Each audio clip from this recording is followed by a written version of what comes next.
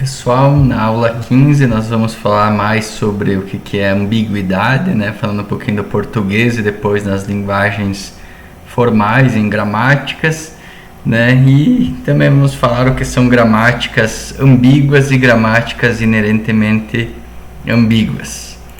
Então vamos ver na língua portuguesa um exemplo aqui nessa frase. Viu João andando com seu carro. A princípio, né, a gente vai perguntar, tá, o carro era de quem? Era do João, né? Ou o carro é de quem está falando? Por exemplo, eu falando para vocês, viu o João andando com o seu carro? É o seu, né, da tua propriedade ou é o do João?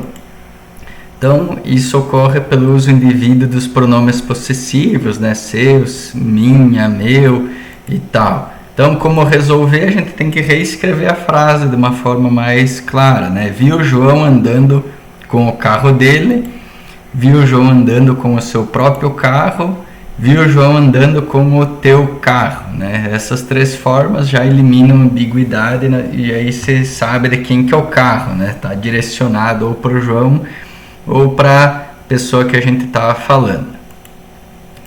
Então, outro exemplo, a mãe pegou o filho correndo na rua, né? Vocês podem interpretar quem que corria, a mãe ou o filho, né? A mãe estava correndo e pegou o filho, né? Ou ela pegou o filho que estava correndo, né? Então, como resolver?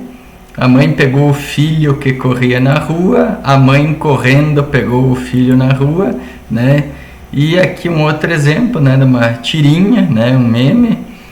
Em São Paulo, um homem é atropelado a cada 5 minutos, né? Pobre coitado, né? Parece que é o mesmo cara que está sendo atropelado. Então, o português permite construções ambíguas, né? E na análise sintática a gente vai ver que a gente não quer esses tipos de construções, né? De um programa ter um duplo sentido, né? Então, ao se reconhecer uma sentença, um programa, né?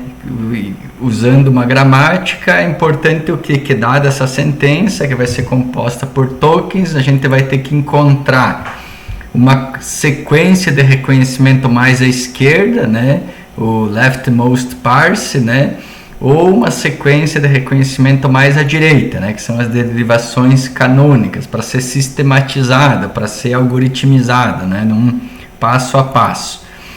E a outra forma, né, é a gente encontrar uma árvore de derivação gramatical para a expressão. Se a gente conseguir, né, reconhecer uma sentença pela esquerda ou pela direita, ou construir uma árvore de derivação gramatical para esse programa, significa que esse programa pode ser reconhecido, né, e ele é válido. Então vamos ver aqui que uma única árvore de derivação ela pode representar mais de uma derivação para uma mesma sentença. Até eu falei na aula passada, né? Vamos ver aqui, ó, temos uma árvore só e ela serve tanto para a derivação mais à esquerda quanto a mais à direita. Por quê? Porque a árvore ela não vai mostrar qual lado a gente expandiu antes, o direito ou o esquerdo, né? Então, por que tem essa mesma árvore? Porque ela vai resultar nesse mesmo desenho, embora as produções aqui vão ser usadas em ordem diferente, né? Então eu vou passar rapidinho aqui, né? Isso aqui é da aula passada, né? Só para a gente mostrar, ó, temos uma derivação mais à esquerda, substituindo sempre o símbolo mais à esquerda até chegar em um terminal, depois substitui o próximo mais à esquerda e assim vai. Agora o mais à direita, né, o mesmo esquema, só que usando sempre o símbolo mais à direita. Então notem que a ordem das produções está diferente, aqui é 1, 2 e 4, aqui é 1, 2 e 3, 4 e assim vai. Então a árvore gerada é a mesma. E aqui sem critério, T mais T, tarará, tarará, vai trocando hora aqui sendo, né, o mais à direita, depois o mais à esquerda, né, e todas as três formas, né, de se caminhar, né, de fazer as substituições vão resultar nessa mesma árvore aqui. E aí a pergunta, né, que fica, opa, será que esse programa 1 mais 2 vezes 3 pode ser derivado de outra forma que não sejam essas 3 aqui, né? Como a gente pode ver, pode ter outras sem critério, né? Só alternar aqui um pouquinho as substituições, vai ter outra, mas eu vou mostrar para vocês que existe outra forma de se derivar essa sentença usando essa mesma gramática e valendo-se da derivação mais à esquerda, ó. Então, o começo é igual, usa a produção 1, essa leva para T. Agora vamos expandir. Aqui é a que muda, ó. Nessas outras aqui sempre começava com T mais T, aqui vamos tentar com T vezes T, ou seja, a gente vai tentar mirar essa parte aqui final da sentença.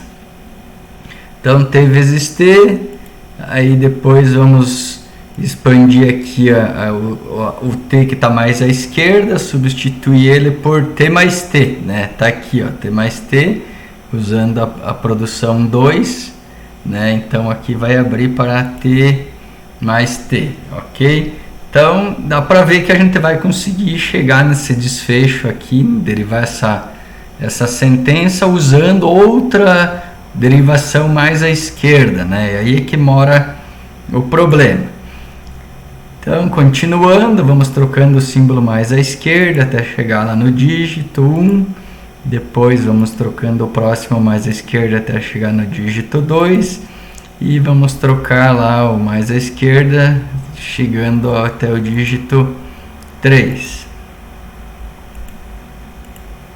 Então tá aí a animação, não? Então, respondendo a pergunta, essa sentença pode ser derivada de outra forma? Sim.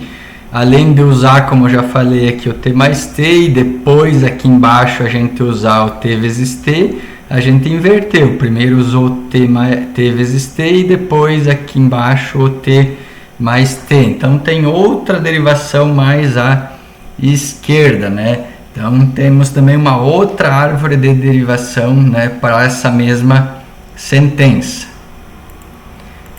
Então, geralmente as sequências de reconhecimento e árvores gramaticais são únicas, né? Ou deveriam ser, é o que é esperado. Porém, né, quando não tem esse caminho único, né, essa via única de se chegar a uma sentença, elas podem ser originadas de uma gramática, né, que tenha ambiguidade. Então, quando uma sentença pode ser gerada em uma gramática, né, desta forma aqui, com mais de uma derivação mais à esquerda, como a gente acabou de ver, ou mais de uma derivação mais à direita, ou tem mais de uma árvore gramatical, que é esse caso aqui também, significa, né, que temos múltiplas formas de se chegar naquela sentença e disse que a gramática é ambígua, né? Então, opa, temos problemas aqui na parte de compilação em virtude disso. Então está aqui, né, a comparação das duas árvores de derivação para essa sentença aqui, né, e a gente vai ver que tem sentido ambíguo, né? Por quê? Ó, nessa árvore aqui, se a gente fosse percorrer ela, ficaria assim, ó, o 1, daí vem para cá mais 2 vezes 3, 1 mais 2, 3 vezes esse 3 aqui dá 9. Então essa árvore aqui, o valor dela, né, que ela denota seria 9. Porém, nesse lado aqui seria assim, ó, 1, né, mais o que? Mais essa outra parte aqui, que seria 2 vezes 3, 6. 1 mais 6 vai dar 7. Seria como fizesse essa interpretação aqui como tivesse parênteses, né? Só para a gente resolver matematicamente. Então, aqui que está o problema da ambiguidade. Essa sentença, né, ela não tem parênteses, então a gente poderia ver ela assim, tá? Ou é 1 mais 6, né? Ou é 3 vezes 3, né? Então, nessa árvore aqui, ó, a soma, né, essa parte aqui ó, tem que ser realizada antes para se definir o lado esquerdo dessa operação de multiplicação para depois ser multiplicado por 3. Já nesse outro lado, essa multiplicação aqui deve ser realizada antes para se definir o lado direito do operador de soma, que daí vai ser 1 mais aqui 2 vezes 3, que é 6, que daria 7, né? E como é que isso é resolvido na matemática, né? Esse problema de ambiguidade, né? Pode ser eliminado ao se definir que a multiplicação tem precedência sobre a soma. Então, se a gente olhar para uma continha desse tipo, o que a gente vai fazer? Aprendi já lá na escola que é 2 vezes 3 e depois soma comum se não tiver parênteses, né? Então, já foi resolvido esse problema, né? Dizendo que a multiplicação tem precedência. Então, quando não tem parênteses, a gente já sabe. Vai primeiro na multiplicação. Então, reforçando o conceito aqui, né, uma gramática livre de contexto é ambígua se ela possui árvores distintas para uma mesma expressão, que é o caso que a gente viu aqui. 1 mais 2 vezes 3, temos duas árvores, duas derivações mais à esquerda. E como é que a gente alcançou essas derivações mais à esquerda? Usando produções diferentes, né? Primeiro a gente fez com mais e depois fez com vezes, né? E depois aqui alternou. Você começou com mais, fez com vezes, você fez com vezes, fez com mais, né? Então acarretou a ambiguidade, duas derivações mais à esquerda e também duas árvores de derivação. Então aqui só para concluir, por existir mais de uma árvore de derivação, essa sentença possui mais de uma derivação mais à esquerda, né? Então aqui as árvores e está aqui a ordem das produções, né? Nas derivações mais à esquerda, né? A gente vai ver que mudou a ordem aqui, ó, produção 1, 3 e 2, aqui a produção 1, 2 e 4. Então um exercício aqui, né? Similar ao que eu acabei de explicar, perguntando se essa sentença aí pode ser obtida de outra forma diferente destas, né? Então já estou fornecendo aqui para vocês a derivação mais à esquerda e mais à direita e a árvore de derivação de 5 vezes 3 mais 8, né? A mesma gramática, né? Só mudou a sentença aqui. Então o desafio de vocês é tentar procurar uma outra derivação mais à esquerda, né? Que a gente parta do símbolo inicial e chegue nessa sentença aqui, ou uma derivação mais à direita também que parta do símbolo inicial e chegue nessa sentença aqui, né, construindo uma outra árvore, né, diferente desta aqui que está montada. Se vocês conseguirem fazer isso, significa que essa gramática é ambígua, né, porque ela gerou uma sentença ambígua também. Então, sim, é possível, né, gerar essa sentença por uma outra derivação mais à esquerda. Está aqui a ordem das produções, né, e temos uma outra árvore. Por quê? Porque é a mesma gramática, né? Então é o mesmo caso, só foram mudados os números aí, só para vocês se aclimatarem, né, exercitarem, né, pela própria cabeça essa atividade aqui. Então agora nós vamos fazer um pequeno parênteses, vou mostrar para vocês uma ferramenta que vai nos auxiliar, né, para desenvolver gramáticas e ver essas arvorezinhas aí, né, que é o JFlap, né? Ele está disponível nesse link aqui, ele vai ser baixado um jar executável, né, um programa Java, e tem bastante documentação dele na web, é bem intuitivo, facilita muito, né, para quem quer trabalhar com linguagens formais, autômatos, máquinas de Turing, etc. Todos os formalismos que a gente vê nas ciências da computação. Então ele vai abrir uma telinha lá, a gente pode digitar nossa gramática, né, de um símbolo parte para outros e assim vai, com terminais, não terminais, e pode fazer entrada de palavras e manejando aqui, fazendo as substituições, ele vai montando aqui, por exemplo, a palavra A, B, B, C, né, que foi a entrada que eu coloquei, eu vou colocando aqui, avance um passo, volte, né, ele vai montando a arvorezinha e dá pra gente ver, olha, A, B, B, C é gerado a partir dessa gramática, seguindo tais e tais substituições. Então ele mostra a árvore invertida, como também as substituições, né, com as regras de produção, que é este caso aqui, ó, né? Ó, trocou S por AB e tal, né? Qual que é a produção que usou e qual que é o caminho. Aqui desce, vai para B, depois esse Azão, Bzão,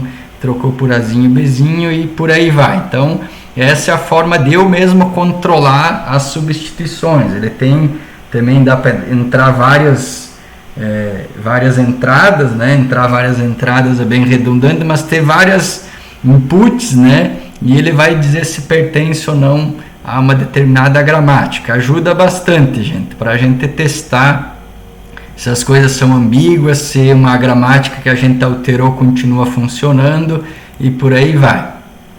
Então ele permite salvar as gramáticas em arquivos .jff, né, um XML, e as entradas a gente pode salvar no arquivo de texto também, né, um .jff, né, que é o que eu faço quando eu quero testar exercícios e atividades da disciplina de linguagens formais. Já tenho as entradas do que é para ser validado, do que deve ser acusado como erro, então facilita bastante.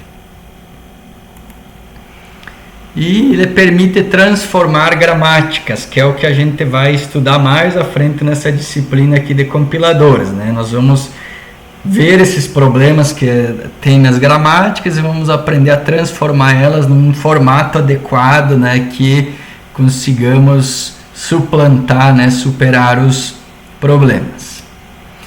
Então, voltando agora para o conteúdo da aula, né, dado esse parênteses, vamos ver que uma gramática, né, uma linguagem é dita inerentemente ambígua se qualquer gramática livre de contexto que a descreve é ambígua. Então, uma gramática ambígua vai produzir linguagens ambíguas, né? Aqui está um exemplo. A linguagem produzida pela gramática G é formada por palavras W, tal que essas palavras W são de dois tipos, né? Elas têm essa cara aqui, A na N, B na N, né? Ou seja, o número de A's e B's são casados pelo indexador N. E isso é concatenado com C e D casados pelo índice M aqui, ou seja, está unindo, né? Ou seja, essa parte aqui com esta parte aqui, isso aqui está indexado por N, isso aqui por N, né? Então, estas são palavras válidas dessa linguagem, assim como estas outras aqui, onde os extremos estão casados, ó, o A na N e o D na N, né, o começo e o final, e o miolo aqui também é casado, né, pelo índice M, né, é atrelado B e C, ou seja, o número de A's vai ser igual ao número de D's, e aqui o número de B's e C's estão atrelados, né, e esses índices têm que ser maior ou igual a 1, ou seja, no mínimo a palavra vai ter que ter A, B, C, né, D. Então vamos ver aqui o que a gente gera com essa lei de formação aqui, né, de palavras dessa linguagem, né? A, B, C, D, quando que isso vai acontecer, né? Usando esta primeira lei de formação aqui da palavra, essa primeira parte aqui, né, quando o N igual a 1 e o M igual a 1, né, coloca 1 para N, vai ficar B, e 1 para C e D, vai ficar C e D aqui, tá? Aqui colocou 2, aqui colocou 1 para M, aqui 1 para N, e assim vai, né? E o que está destacado aqui em vermelho é a situação que nos interessa, ó, quando o N é igual a 2 e o M igual a 2, vai gerar esta palavra aqui, né, que está em vermelho também, A's e B's casados, né, C's e D's casados, né, porém, né, e quando N igual a N, vai gerar palavras iguais por dois caminhos, ou seja, por esta parte aqui e por esta parte aqui a gente gera a palavra ABCD e a ABBCCDD, ou seja, temos duas formas, né, de gerar esta palavra e esta palavra, e isso é ambiguidade, né? Então quer dizer que essa linguagem aqui é ambígua e qualquer gramática que tente descrever essa linguagem vai ser ambígua também. E atividade, então, agora usando o JFlap para facilitar a nossa vida, Defina uma gramática livre de contexto. A gramática livre de contexto é desse tipo aqui, onde um símbolo não terminal leva para outros, né? Então o N aqui tem que ter tamanho 1, né? Um símbolo leva para outros, que gera linguagem abaixo e demonstra que ela é ambígua. Então nós temos a linguagem aqui, mas não temos a gramática, né? A linguagem é formada por essas palavras que obedecem essa lei de formação. Aqui temos alguns exemplos de palavras, né? E o nosso desafio agora é gerar a gramática, né? Que gera essas palavras desse tipo aqui, né? Não é tão trivial fazer isso, mas vamos aqui explicar para vocês, ok? Então tá aqui, ó. Temos as leis ali de formação de palavras, né? Eu separei em duas aqui justamente para ficar mais fácil, né? A gente tem o A e o B atrelados, e o C e o D atrelados, né? Numa lei de formação. Na outra é o A com o D atrelado e o B com o C. Então fica mais intuitivo a gente separar o processo em dois. Temos duas leis de formação, temos que criar as regras da gramática, né?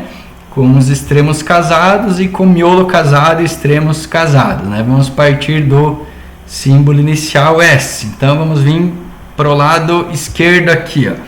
Vou criar uma regra assim, S leva para P, né? Para dizer o que? Eu quero fazer esse lado aqui, depois a gente vai fazer esse lado aqui. S leva para P, né? O P eu separei em duas lógicas aqui. Por quê? Porque a gente tem o A e o B atrelado e o C e o D atrelado. Então o Azão significa essa primeira parte, o Czão essa outra parte aqui. Então significa assim, eu vejo que para fazer essa parte aqui eu vou precisar de um processo diferente desse outro aqui, dividir em dois, né? Então tá aqui, ó, para mim gerar esses A e B casados, eu posso fazer isso aqui, no mínimo A e B casados, e se eu quero repetir isso aqui várias vezes, eu coloco um Azão aqui, ó. Então eu vou trocando, onde tem Azão, eu vou trocando por Azinho, Azão, Bezinho, quantas vezes eu quiser. A hora que quiser acabar essa recursão, troque esse Azão por Azinho, Bezinho, beleza? Consegui fazer a primeira parte. Para fazer a outra parte ali do C é similar, tá? A mesma ideia, tem a cadeia mínima que é CD, né? Quando é 1, né? O valor de M, e aqui quando é recursivo. Agora vamos para outra parte, né? Do outro lado, onde os extremos e o miolo são casados, né? Então aqui é um pouquinho mais complicado, né? Que a gente está amarrando os extremos, né? Então vou fazer também um processo assim, x e y são os extremos, que é o miolo ali, né? Então eu vou trocar o x por a, o y por d, né? Para gerar o mínimo possível, né? Um a e um d, valendo 1 o n, né? E daí eu posso fazer um processo recursivo com esse q aqui, volta para cá, né? Onde tem q, troca por x QY, né? E vai trocando, ou seja, vai empilhando, né? X aqui e Y para o outro lado, e depois a gente vai ter que trocar eles por A e por D, né? Então com isso a gente resolve a parte do A e do D casados. Faltou o miolo ali no meio, que vai estar aqui, ó, né? Então o miolo ali no meio vai ser representado pelo B, né? O que eu quero com o B? Fazer o B e o C casados, né? O mínimo é aqui BC, e aqui é para fazer recursivo, vai trocando B por Bzinho, Bzão, Czinho, e fica empilhando, a hora que quiser acabar, troca o Bzão por Bzinho, Czinho, e troca o X por A e o Y por D, como a gente já tinha visto aqui, tá? Então todo esse esquema é para explicar como a gramática pode ser gerada. A gente vai passo a passo, sistematicamente, né? Entendendo a lei de formação, esmiuçando, quebrando elas, e para esboçar ela no JFlap dessa forma aqui, ó. S leva para P, que é o que eu fiz aqui, ó. P leva para C, né? Estamos fazendo S leva para P, S leva para Q, P leva para C, e daí vai definindo todos os símbolos até a gente chegar nos terminais aqui. X leva para A, Y leva para D. Então, fazendo essa gramática aqui, a gente agora pode testar com aquelas palavras aí, né? Então, ó, com a palavra ABCD, né? Com a gramática montada ali, fui fazendo a árvore, né? Aqui expandindo elas, né? Usando esse user control parser aqui, que é eu mesmo que vou controlando, né? O parseamento controlado pelo usuário. Então chegamos a duas árvores de derivação diferentes, né? A gente já viu que é ambígua e aqui estão as árvores, né? Aqui as produções que foram utilizadas, né? Para esta árvore, para esta outra árvore aqui. Se a gente quiser ver isso aqui, é só clicar onde eu estou com o mouse, ele vai mostrar justamente as substituições que foram feitas.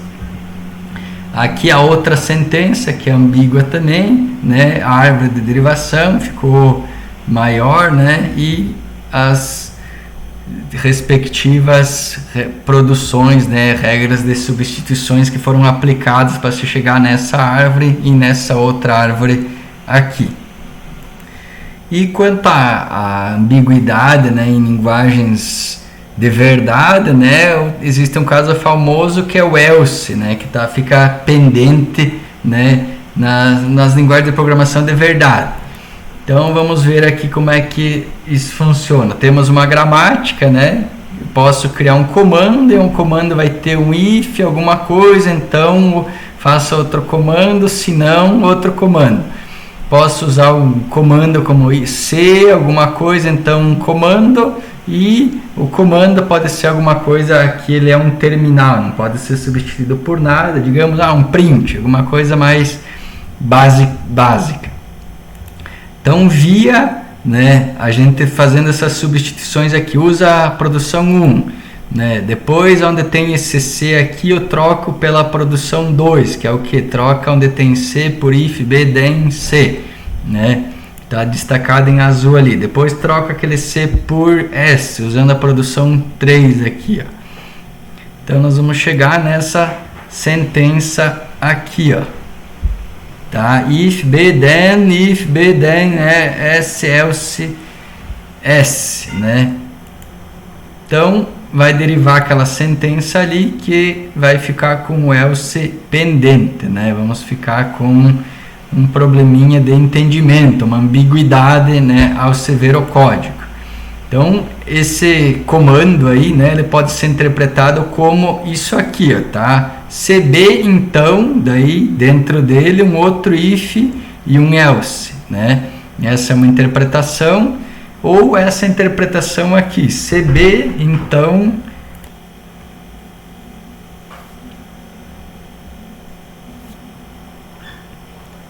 e a outra interpretação é essa aqui, que temos um CB, então, daí depois um outro teste, CB, então, faça tal comando, e o else está casado aqui com o primeiro if.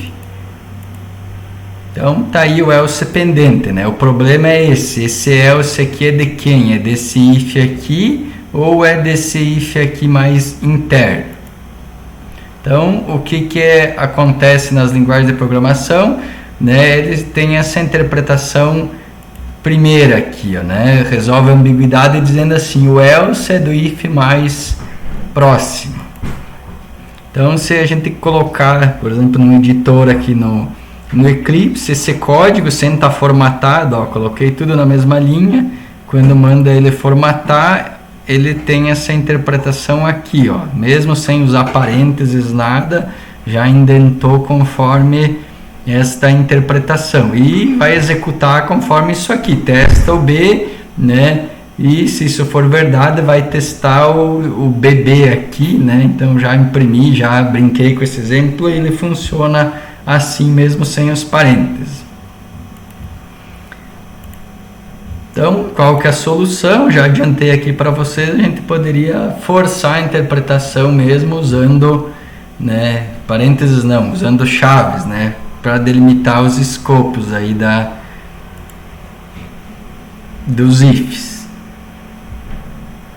Então, para eliminar a ambiguidade nessa gramática, a gente pode reescrever ela com dois não terminais. Em vez de ter só lá o C, vai ter agora o C1 e o C2, de forma a não ficar nenhum else pendente. Então, ela é assim, aqui desse C vermelho é a causa, né, da ambiguidade. Por quê? Porque vai permitir que a gente coloque, por exemplo, essa produção aqui, ó, e aí esse else aqui que é o que fica pendente, ele vai ser de quem? Desse cara aqui que eu vou colocar ou do primeiro aí, né? Então a gente vai reescrever a gramática, que é a forma mais coerente de a gente eliminar a ambiguidade, né? Reescrevendo, olha, até agora temos um C2, e esse C2 o que ele é? Um comando if com um else já casado aqui, então toda vez que eu alterar esse C2 vai vir toda a galera aqui, o grupo inteiro. Ou um C2 que é só o comando simples lá que eu falei que pode ser um print. Então C2 sempre vai preceder o else, né? O C2 vai estar sempre na frente do else, né? E junto com ele vai vir toda a galera ali, né? Um if, um else ou só um s. Então nunca vai aparecer o if b then C1 aqui, por quê? Porque foi trocado. Agora em vez de ter C tem o C2 e o C2 não deriva isso aqui, ó, que era o que causa a ambiguidade. Então agora aquela interpretação 2 lá nunca vai ocorrer, entre o par then else sempre vai aparecer, né, ou um s ou um else já casado com um if, como eu falei aqui, que é a regra 4, né, já está casado. Então aqui está a forma, né, ó, C2 não causa mais problemas porque vem toda a galera aqui já resolvida o if com o else. Então, formatando ficaria dessa forma aqui, ó. Traz um if e um else e dentro dele o if já vem casado com um else. Se não quiser fazer dessa forma ali, né, a gente vai usar, por exemplo, esse comando C1, onde, né, o C1 é um próprio C1, né, ou eu posso botar um outro if já casado com um else, nunca vai ter else pendente. Então vamos ver um outro caso em linguagens de verdade, né, ambiguidade em C. Se vocês olharem só essa linha ali, x vezes y, ponto e vírgula, o que é isso? É uma multiplicação de x por y ou é um ponteiro que está declarado ali, né? Então, ponteiro é um tipo especial de variável que armazena endereços, né? Endereços de variáveis. E isso aí pode ser interpretado como, né? Esse x vezes y, ponto e vírgula. Declaração de identificador chamado y, que é do tipo ponteiro para x, né? Que é isso aqui. Um y do tipo ponteiro para variável x, ou x multiplicado por y, então com o resultado descartado, né? X vezes y e não faz nada, não atribui para ninguém, né? Então é necessário ter informações semânticas para a gente resolver esse caso de ambiguidade. O que é semântica? É o significado, é o tipo dessas variáveis, é o escopo onde elas estão declaradas e assim vai, né, para a gente saber o que significa isso, né, e selecionar, como diz a árvore sintática pretendida, ou qual que é o significado, né, qual que o valor dessa expressão aí, né. Coloquei num programa minha em C, né, isso aqui, só que aqui eu tive que declarar, né, variável x é 10, y é do tipo ponteiro, né, e coloquei aqui. Então o que o compilador vai dizer para mim ali? Que eu estou tentando multiplicar um inteiro com um outro tipo ali de inteiro de ponteiro, né. Então ele vai precisar dessas informações para poder dizer que é um erro, né? Precisa de informação semântica, que é o que? Saber o tipo dessas variáveis para poder identificar que isso aqui é um erro, que eu estou tentando multiplicar coisas, né, que são de tipos diferentes. Outro caso de ambiguidade na linguagem C é isso aqui, ó, var mais var 2. O que é isso, gente? Né?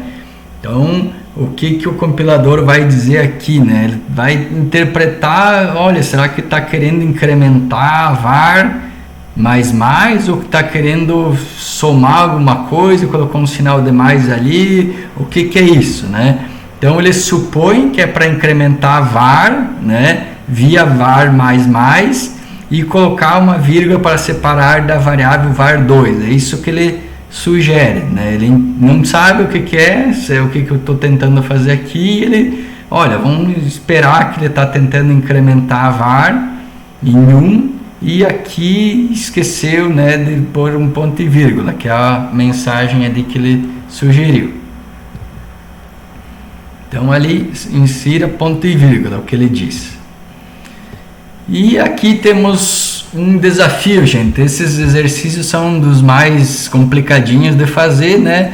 Que é perguntar se essa gramática aqui é ambígua, né? Tem só 3 produções e se ela é ambígua provar, e se ela é ambígua construir uma outra equivalente que não seja ambígua, tá? Esse aqui é o barba, cabelo e bigode, né? Saber do problema, detectar ele, mostrar como ocorre e resolver ele.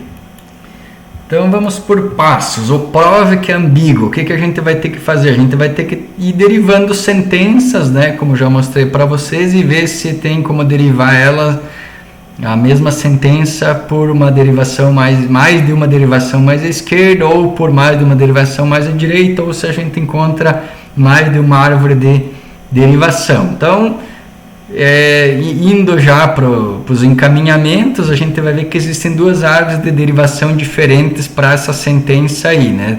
3 abre e fecha parênteses, né? Então tá aqui usando o JFlap, né, e essa gramática, a gente vai ver que temos 2 árvores diferentes, né? Primeiro aqui, ó, troca um S por o S, depois já por abre e fecha, aqui também é por S, né? Depois vai ter mais um passo, esse S troca por outro S, abre e fecha. Então elas têm desenhos diferentes, né?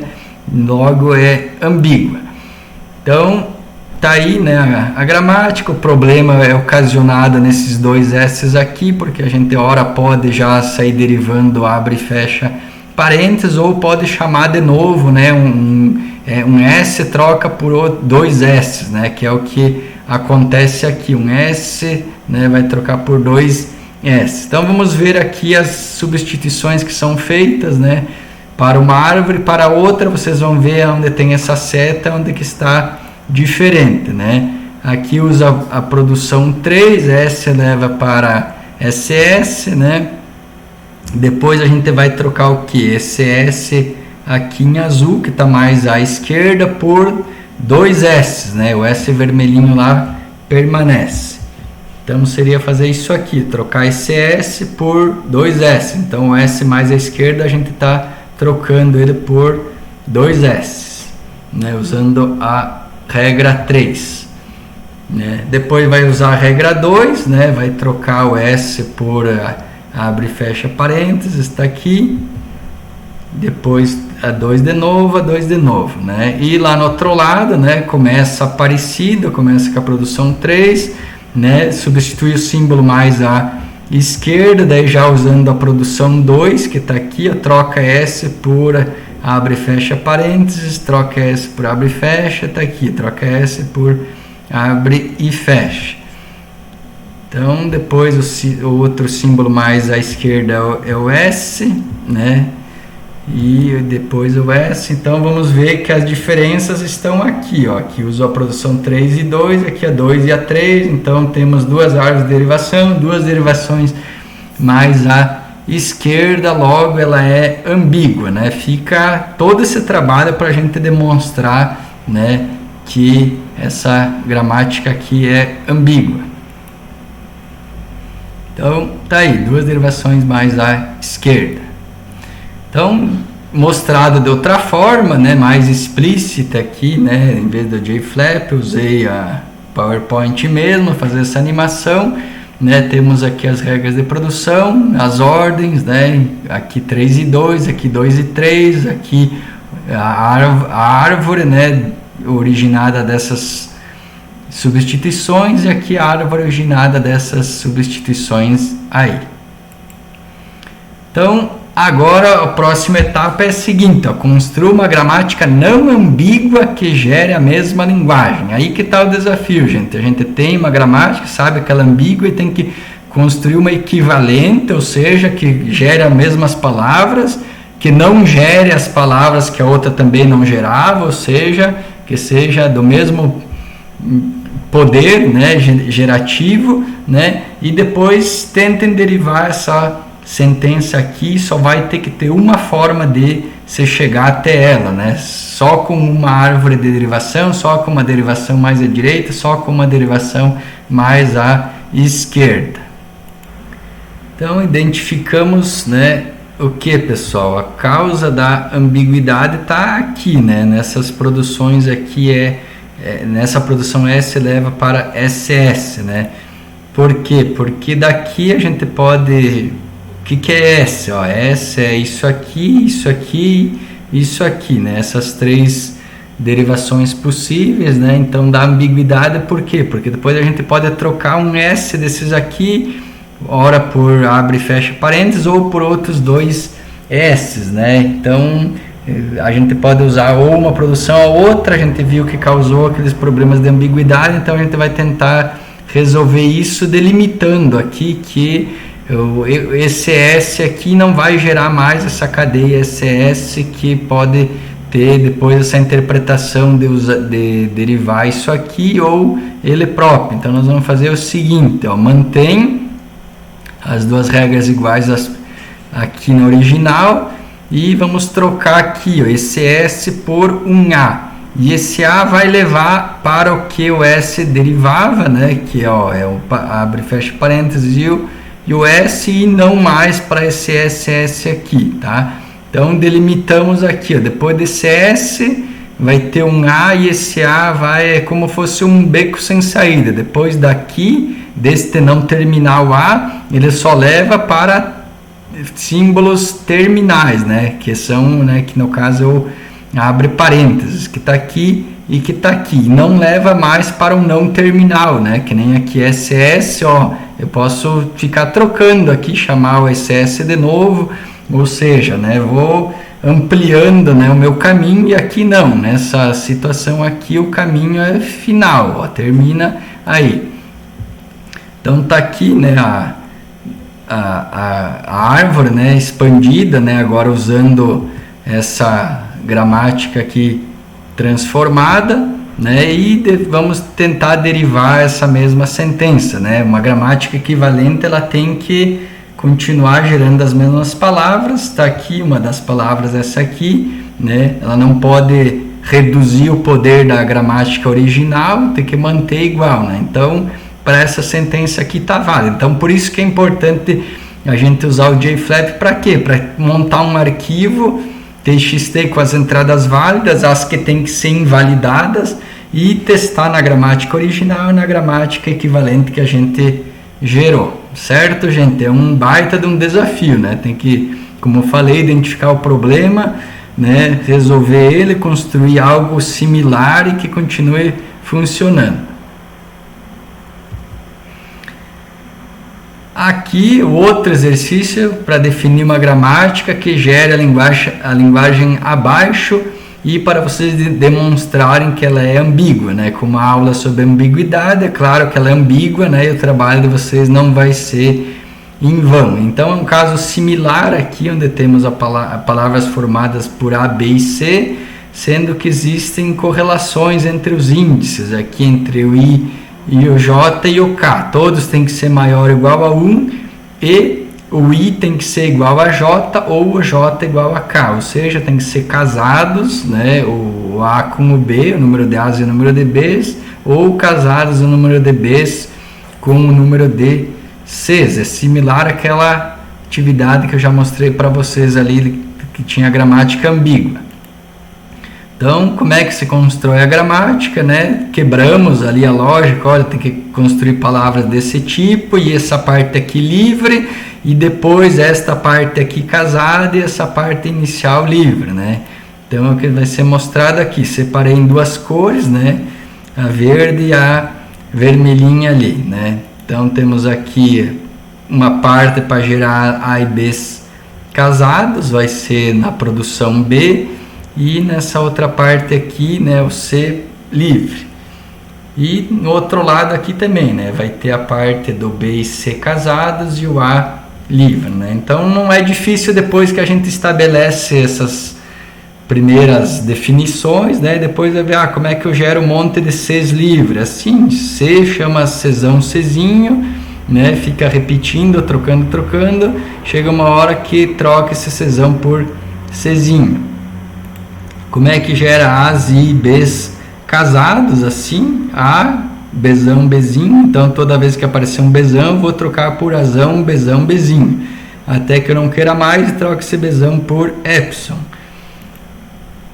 E a outra parte aqui, né, onde o A vai estar livre, é similar a essa aqui do C, mesma ideia. E a parte do B e Bzinhos e Czinhos casados, né, similar a esta parte aqui. Então, depois de ter gerado a gramática, gerem as palavras, né, ABC, AB, BCC, né? Temos aí usando as regras de produção, vocês podem usar lá no JFlap também, substituindo e vendo como é que acontece, ó. As substituições foram geradas, né, por produções diferentes, né, usando ora um caminho, usando ora outro caminho, gerou as mesmas palavras, então é ambígua, né? Aqui para mais outra palavra, aqui por mais outra palavra, né? Dá para ver, usamos por este lado e por este lado para gerar as mesmas palavras. Então, toda a gramática que gera essas palavras dessa linguagem produz cadeias para I igual a J por um processo diferente do qual usa para gerar as cadeias para J igual a K, ou seja, vai por um lado ou vai pelo outro, né? Então, aquelas palavras aí, essa palavra aqui está a árvore de derivação dela, aqui está outra árvore de derivação dela, usando, né, um processo onde I igual a J e onde J igual a K. Então, é impossível não gerar algumas cadeias para as quais o I igual a J igual a K por ambos os processos, ou seja, indo por um lado ou pelo outro, vamos gerar as mesmas palavras. Então, sobre ambiguidade, a gente, infelizmente, não existe um algoritmo geral que, dada uma gramática qualquer, ele vai dizer para vocês, ó, sim, ela é ambígua ou não, ela não é ambígua, né? Não existe esta máquina determinística que tem esse poder. Então, mas em alguns casos particulares é possível a gente reconhecer a ambiguidade e removê-la à mão, como foi mostrado naquele exemplo da gramática dos parênteses. E a gente pode também utilizar classes mais restritas de gramáticas que, por definição, não são ambíguas, né? Algumas gramáticas transformadas, né, que a gente vai passar a executar essas transformações nas aulas para elas perderem nessas características que acarreta ambiguidade. Então, quais que são as transformações? É tirar a recursão, fatorar, etc. Então, esse problema de decidir se uma gramática é ambígua, ele é parcialmente decidivo, né? Não tem um algoritmo, mas tem algumas coisas que dá para se dizer. Para determinadas gramáticas, esse procedimento para e diz sim, ele é ambígua, né? Mas pode não parar para outros casos, né? Então, por isso que não tem algoritmo, não resolve sempre, né? Para algumas coisas dá, para outras não. Então, por isso que ele é parcialmente decidível. Então, tente implementar a seguinte gramática com o Java CC. Tem várias e várias regras de produção. Essa aqui é aquela daquele caso ali do I, J e do K. Vocês vão ver que nem gera o parser, porque vai aparecer um probleminha ali, ó. Recursão à esquerda detectada, né? O problema está aqui, ó, né? Um A chama outro Azão com ele mais à esquerda, né? Então teria que se transformar essa gramática para ela poder ser testada, né? Para ver se ela é ambígua ou não. Então já vimos, opa, o Java CC também tem problemas com recursão à esquerda, sim, é verdade. E já vamos finalizando aqui, uma leitura recomendada, tá nesse link aqui, ambiguidade em gramática, livre de contexto, um problema não solucionável. E outra atividade, tentar gerar essa sentença aqui lá pela gramática dos parênteses, né? Usando a gramática original e aquela nossa transformada aí, gente. Então eu vou passar rapidamente a resposta, né? Estamos chegando a mais de 50 minutos, essa aula foi bem extensa, né? Então gerando na esquerda por esta gramática aqui, essa outra equivalente tem que gerar a mesma palavra e tá aí, né? Ok, gente? Então, obrigado pela audiência.